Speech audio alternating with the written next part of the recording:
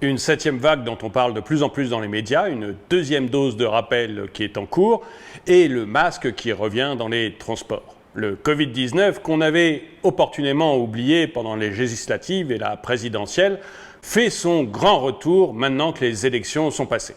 Mais avant de parler de ça, je vais répondre à la question que l'un d'entre vous m'a posée dans les commentaires. Des idées mal placées me demandent ce que je pense de l'actualité concernant le harcèlement sexuel. C'est vrai qu'on en a entendu parler, que ce soit à la France Insoumise ou au gouvernement.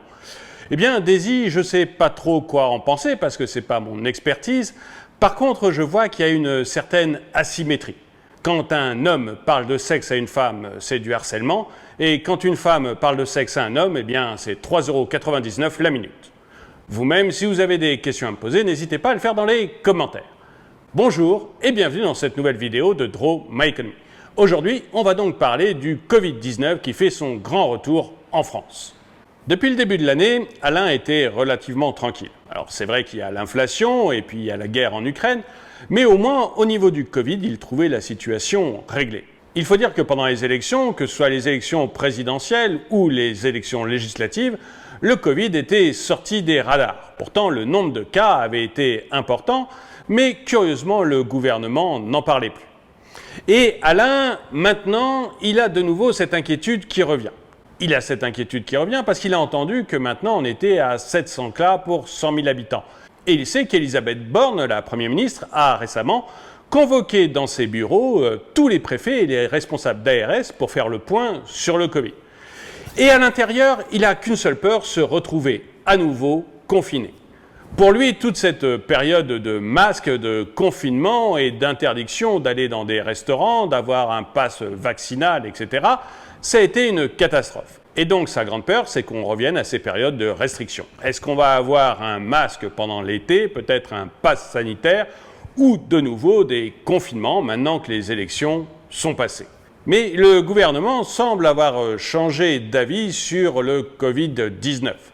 Bien que le nouveau variant Omicron BA5 soit extrêmement contagieux, il ne semble pas d'actualité de faire des restrictions.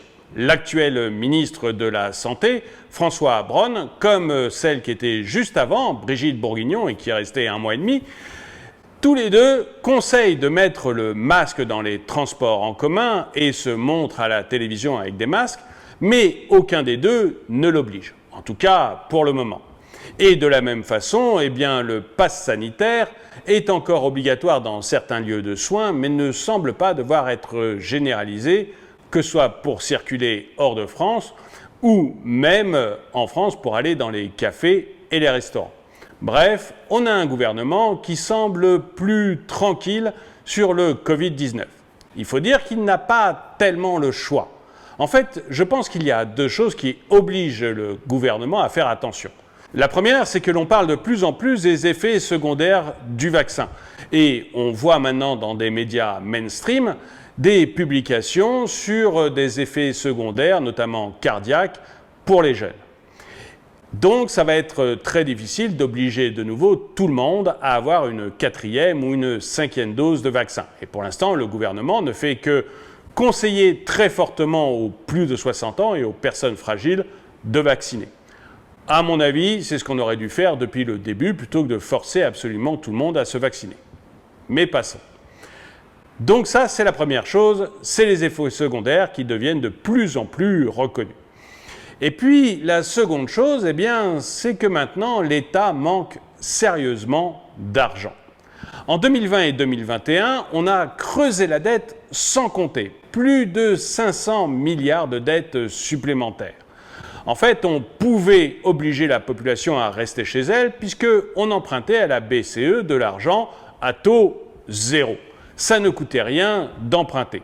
Enfin, ça ne coûtait rien sur le moment parce que, je l'ai déjà dit dans différentes vidéos, que sur le long terme, quand on va devoir renouveler la dette, ça va nous coûter extrêmement cher. Mais ce n'est pas là le sujet. Le sujet, c'est que maintenant, les taux d'intérêt remontent. Et ils remontent extrêmement vite. Du coup, la France a de plus en plus de difficultés à se financer. Aujourd'hui, elle arrive à emprunter encore relativement facilement, mais on sent que l'on touche le bout d'un système. Et d'ailleurs, même Bruno Le Maire le reconnaît maintenant, les finances publiques sont à un point critique. Bref, comme on n'a plus cet argent magique, notamment à cause de l'inflation, qui entraîne la remontée des taux de la BCE, comme on n'a plus cet argent magique, eh bien on ne peut plus payer les gens à ne rien faire. Et on est bien obligé de devenir sérieux.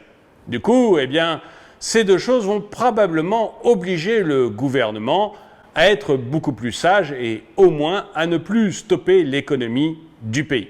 Mais Alain, même s'il ne croit pas du tout au confinement parce que ça coûterait beaucoup trop cher, il se dit qu'il y a une bonne chance qu'on revienne au masque obligatoire et au pass vaccinal. Parce qu'il a un tout petit peu de mémoire. Il se souvient qu'en 2020 et 2021, rien n'avait commencé par des contraintes. On nous conseillait de porter le masque. Et puis, il est devenu obligatoire. De même, le pass vaccinal ne devait jamais être obligatoire, et surtout pas dans les commerces ou les restaurants. Et puis, petit à petit, mois après mois, c'est devenu des obligations. Et même à l'intérieur des contraintes, on a créé d'autres contraintes. Rappelez-vous, le pass vaccinal, au début, on allait l'avoir à vie si on avait les 2 doses de vaccin. Et puis, quelques mois plus tard, je crois 4 mois de mémoire, il est devenu possible de le garder uniquement si on faisait sa 3e dose. Donc on peut très bien imaginer que demain, le pass vaccinal redevienne obligatoire pour aller dans les restaurants et puis qu'il soit obligatoire d'avoir sa 4e dose pour pouvoir garder son pass vaccinal. Bref, Alain a des doutes sur le fait que le gouvernement reste aussi arrangeant à l'avenir. Et j'aimerais bien savoir ce que vous en pensez. Pensez-vous, comme Alain, que le gouvernement risque de revenir à une coercition, à un masque obligatoire et à un pass vaccinal obligatoire pour aller au restaurant, par exemple, ou pensez-vous que cette période est derrière nous et que le gouvernement ne refera plus jamais ça? Dites-le moi dans les commentaires. Et pour ceux qui sont prêts à se révolter en cas de nouvelles restrictions sanitaires, le dicton du jour. La vengeance est un plat qui ménage sa monture. Merci d'avoir regardé cette vidéo, mettez-lui un pouce vers le haut, commentez-la, partagez-la. Merci à tous ceux qui soutiennent la chaîne et je vous dis à très bientôt.